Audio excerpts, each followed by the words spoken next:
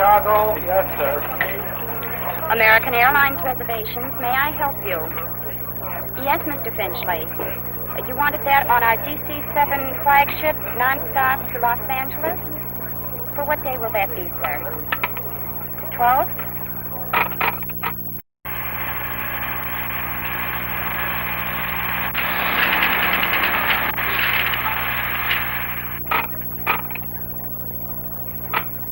Yes, Mr. Finchley, your reservations are definitely confirmed. That'll be on the DC-7 flagship to Los Angeles, non-stop. That's the Mercury. And that's all there was to it. One girl and an electronic machine named the Reservisor put Mr. Finchley on Flight 1, non-stop Mercury to the coast. It was quick. The Reservisor does the job in seconds. And for now, Mr. Finchley is through. The airline, of course, has just begun to work. While Mr. Finchley's card is being digested by a battery of business machines, a platoon of mechanics and cleaners are working on the DC-7, which will fly Trip 1, following the step-by-step, day-to-day inspection and maintenance routine, which keeps each flagship just a little bit newer and better and fresher than when it left the manufacturing plant. Over in the flight kitchen, the food is being prepared for Flight 1 and the other American flights out of Idlewild for the day. All over the system, American Airlines serves more than 8,700 meals a day in flight, close to 3 million a year.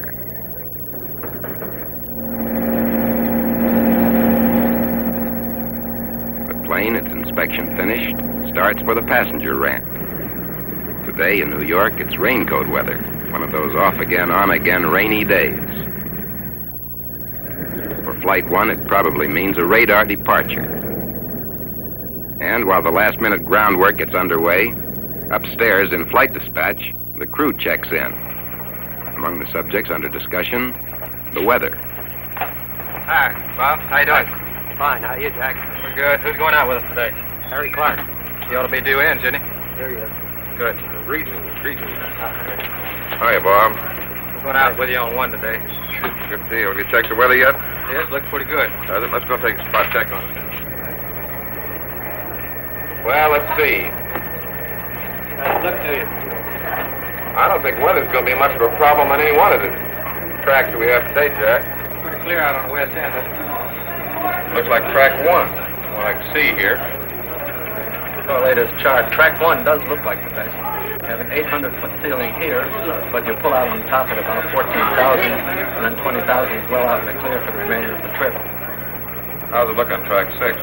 Track 6, not as good, but flying in the trough as you would with higher tops, I don't think it's nearly so good as track 1 is. How about up north on track 3?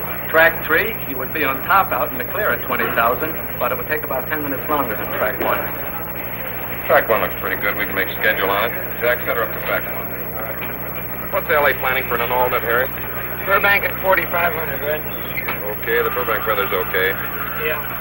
Okay, Jack. The captain, working with the advice of weather experts and flight dispatchers, has chosen track 1 for today's trip. The DC-7, because of its great range, speed, and flexibility, can fly any one of 6 courses, called tracks, non-stop across the country.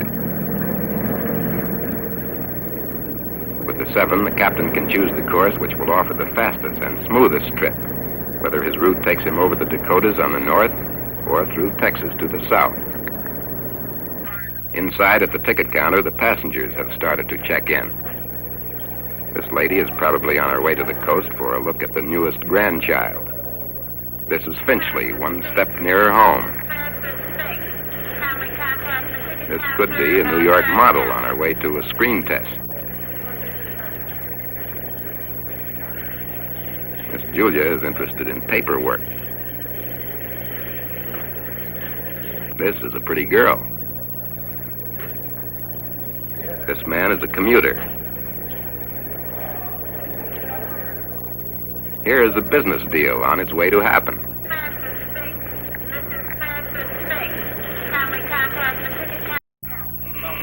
smoking on, seatbelt sign off. Radio, circuit breaker. The preliminaries are over. The flight crew starts through the checklist. 63 items which must be cleared before an engine turns over. And while the ramp crews deal with the plane itself, Inside, in operations, agents are computing the load, checking clearances, all aimed at moving 120,000 pounds of passengers, crew, mail, express, freight, and fuel 2,500 miles in a little more than 8 hours. Park advance. Take off and climb. Ignition. Off. Emergency cabin altitude control. Normal. Supercharger disconnect control. Yes. Fire warning. All checked. Control panel. System 1 and 2 and off. Work meter line heat switch. Off. Veto heat. Off. Fuel plug and distribution. Check 5512. Landing light. Off and The sign makes it official. Open on 1 and 2. American Airlines, Flight 1, the Mercury. 1 p.m. flagship, leaving non-stop for Los Angeles. Now ready at gate number 2. All aboard, please. Okay, we'll have to wait for the load, Chief, that's all. B1 and B2.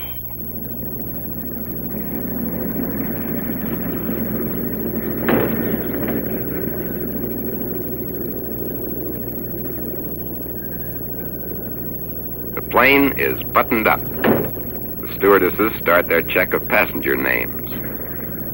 And the ramp agent comes out to start engines. His first signal means brakes on. His second means start engine number 3. Okay, setup number 3. Set up on 3. Clear on 3. Go ahead, start 3.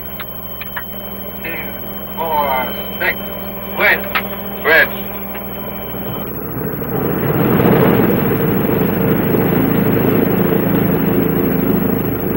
Setting up 4. Set up 4. Clear 4. Start 4. Turn it. 2, 4, 6. Switch. Switch. There she goes. Set up number 2. On 2. Clear on 2, start in 2. 2, 4, 6, 8. Switch. Switch on. Okay, there she goes, Bob. Set up number 1. 1. Clear on 1, start 1. 2, 4, 6, 8. Switch. Switch on. There she goes, Bob. She's all yours. And while ground control, this is American 1. Clear to taxi, over. American 1, this is Idlewild Ground Control. Cleared to runway 13 left. Wind south variable. 10 to 15. Altimeter 3027. Proceed via taxi strip Bravo. Over. The ceiling is still about 800 feet, which means that Trip 1 will make that radar departure after receiving its clearance from air traffic control.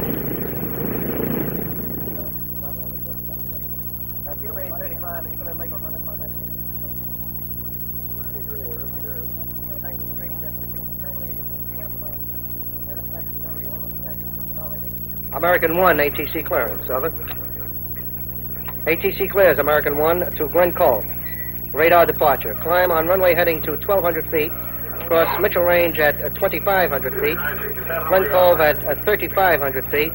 Expect further clearance via Red 23, East Scranton, Red 13, Red 21, and Green 3 to Los Angeles. Report leaving 2,500 feet and reaching 3,500. Over. Okay, American 1. Clear to Glen Cove. It's a radar departure.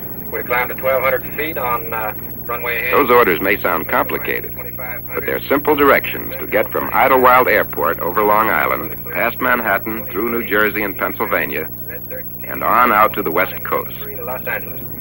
Report leaving 2,500 and reaching 3,500. Over. And now, another check, including a run-up of the engines. Check, double check, triple check. Then you're ready to fly.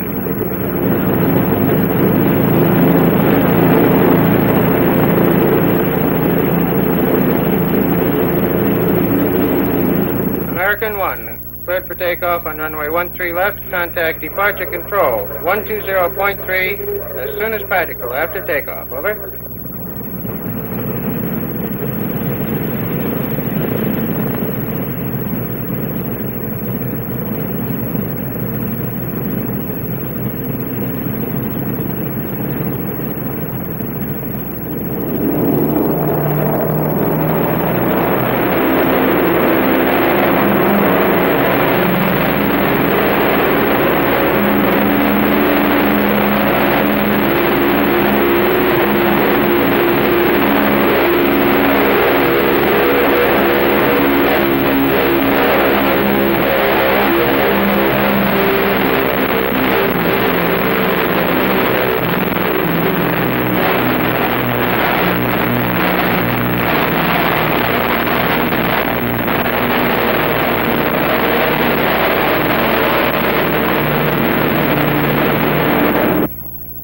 American 1. Have you in sight. Climb straight ahead to 1200 before starting turn for Mitchell.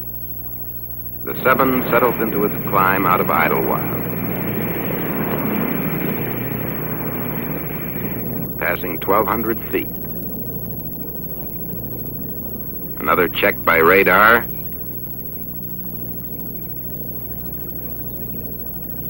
Past 2,000 feet.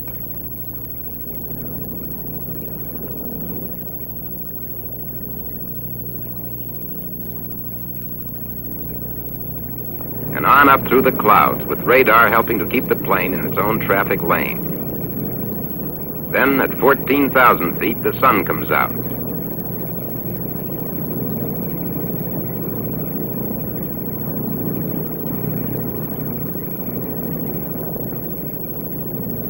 And it's time for Flight 1's first report to a company radio operator in New York.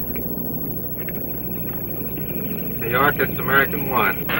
American 1, New York, quiet. Out of Idlewild at 07, off at 14. We're now 14,000 climbing. We'll cruise 20,000 count ATC. Go ahead. American 1, New York, we have you out of Idlewild at 07, off at 14. You're at 14,000, climbing to cruise at 20,000. Our count ATC. New York. This report is being written on a teletypewriter, tied into a system known as the 81D1, a fabulous device which controls American communications setup. The operator punches a couple of buttons, and the message goes onto tape and is automatically sent to the right stations out along the line. Down in the switching center, more than 30,000 messages clear through the switching centers every day. More operators feed miles of tape, pounding through dozens of machines. And at the panel, one girl acts as a traffic cop.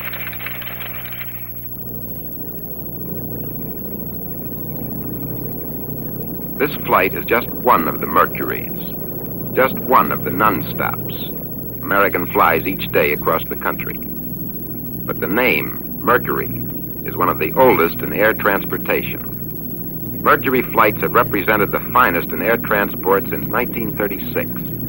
Back then, it was a sleeper flight with berths available. The DC-3 flew the trip. The DC-4 handled the Mercury in its time.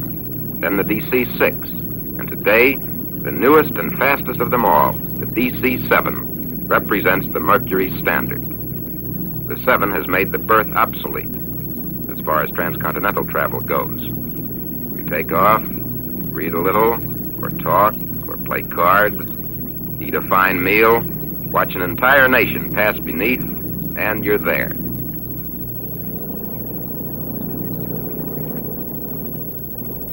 Jack, we're in the clear on top now. You can cancel our IFR. We'll proceed VFR.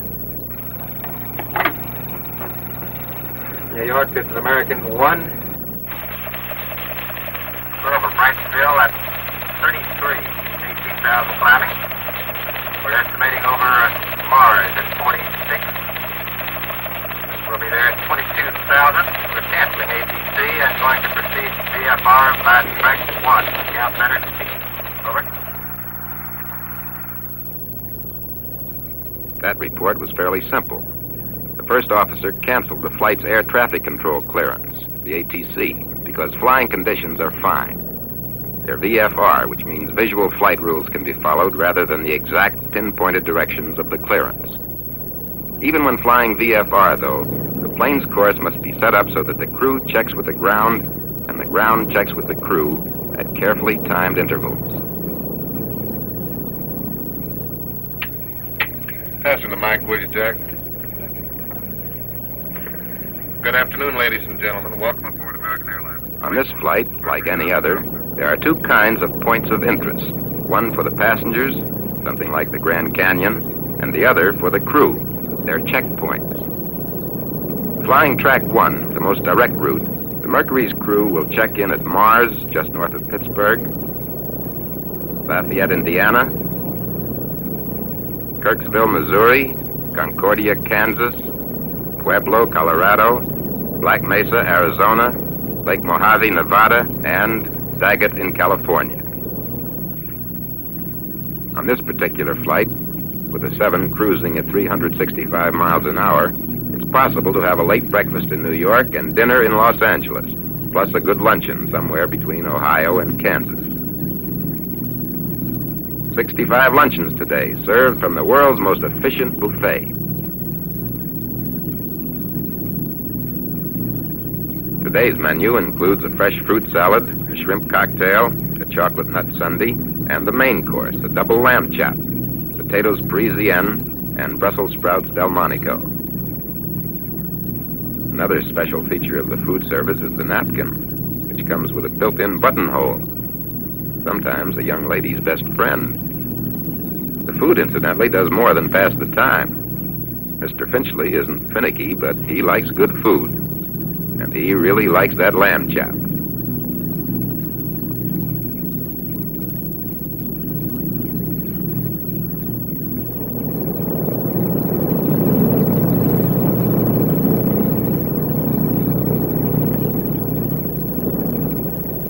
Trip 1's next checkpoint is Lafayette, Indiana.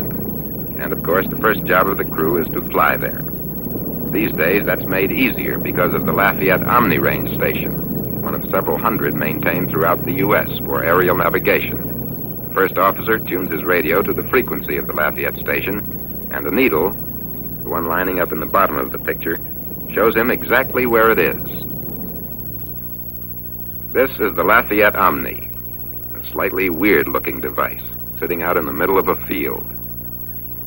All it does all day, every day, is send out a radio impulse on its own private wavelength, telling anyone interested just exactly where it is.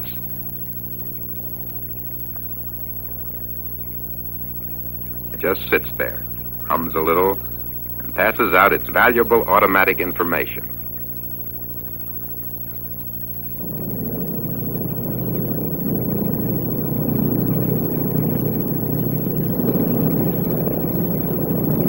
The nationwide system of omni-range stations has made aerial navigation a matter of following the white line. If it could be applied to automobile travel, it would make the road map obsolete. Time, 4:30 East Coast time, 1:30 West Coast time. One airplane, the DC-7, and 60 passengers. A big operation. And it's part of the biggest airline operation in the world. All over the system, American Airlines has close to 200 airplanes at work, east and west, from Canada to Mexico. Today is an average day. On an average day, American flies about 18,000 people from one place to another. It adds up to more than 6 million passengers a year.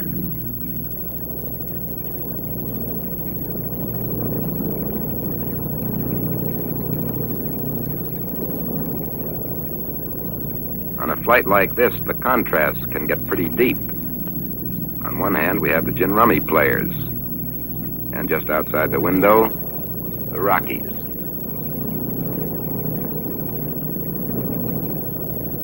The lady takes a cat nap. And 50 feet away, the captain calls up Los Angeles. And all the while, one long and beautiful postcard unfolds below.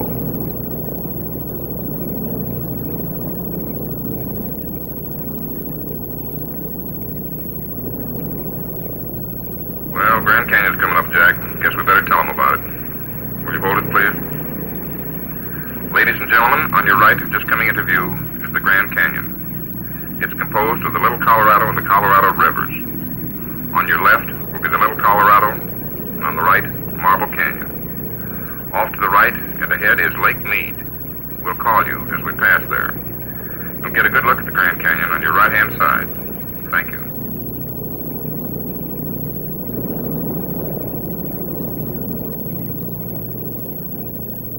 The scenery is there. Will probably stay there. But up where the 7 flies, every day in the week, there's another kind of a show. The clouds. They have their own mountains, and valleys, and castles, and towers. If you don't like one, just wait a minute, there'll be a new group just ahead.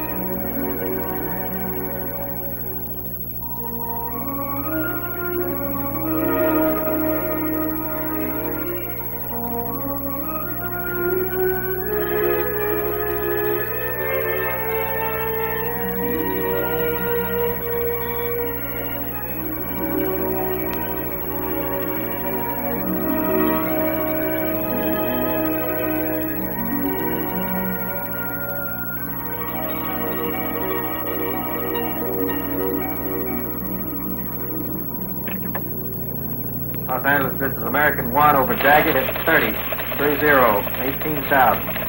Descending VFR. We're estimating Los Angeles at 50. Go ahead.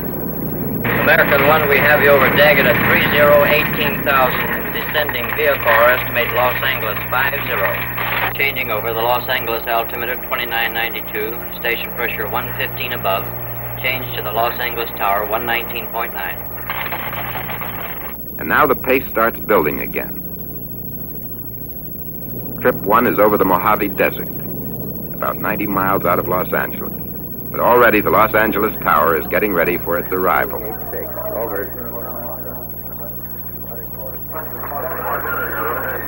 Approach control, this is American 1. Over Summit, 40 at 15,000. We're estimating the field at 49. Go ahead.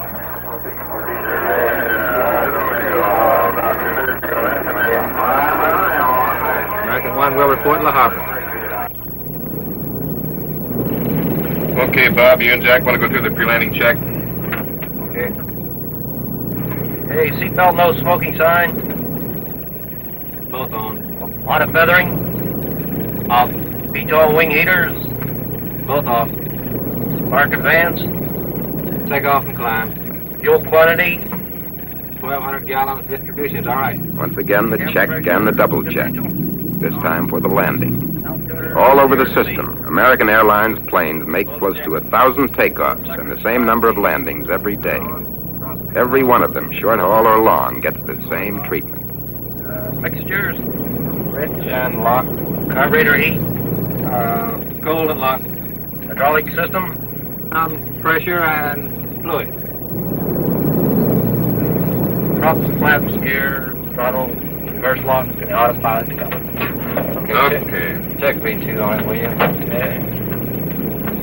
V2 will be about 108. Give me the speed brakes, Jack. Speed brake. Down.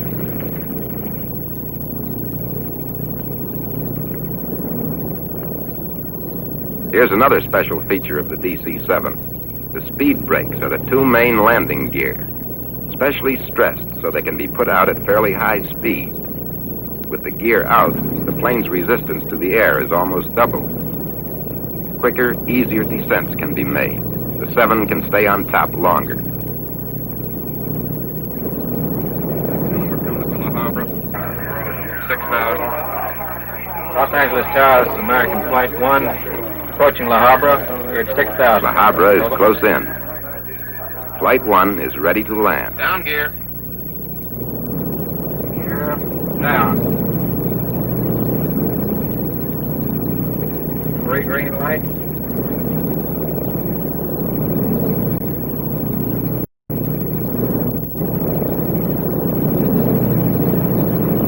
Degree flaps. Coming to 30. You have them. Call out my airspeed below 500. All right. 145. 140. Full flaps. Full flaps you have. 135.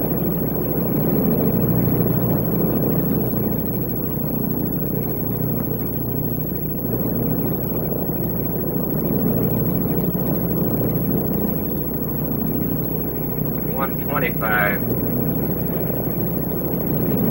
120. 115. 110. The captain reverses the propellers. The reversed propellers act as air brakes.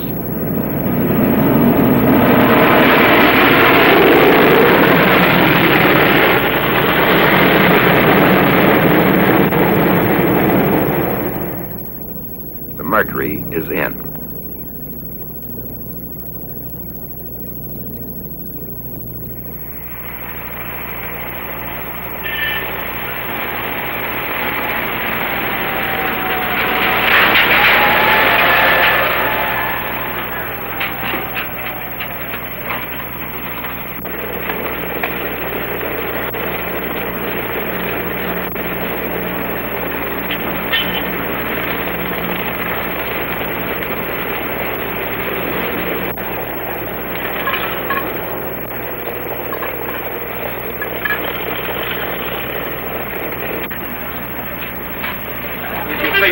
much I owe you? Exactly 232. Okay. Hi. Hi. How was the trip? Oh, routine. Where's the car? Parking lot. Good. Hello, dear. How was it? Oh, beautiful trip. How the kids? Mr. Finchley summed it up. It was a beautiful flight. Of course, it was planned that way. Thousands of people planned the trip. Hundreds worked to make it a success. One plane, the DC-7, made it possible. American has invested more than $50 million in 25 DC-7s for the non-stops and for the key flights which serve other routes. It's a lot of airplane. It's a big reason why. For comfort, service, speed, and dependability, American remains America's leading airline.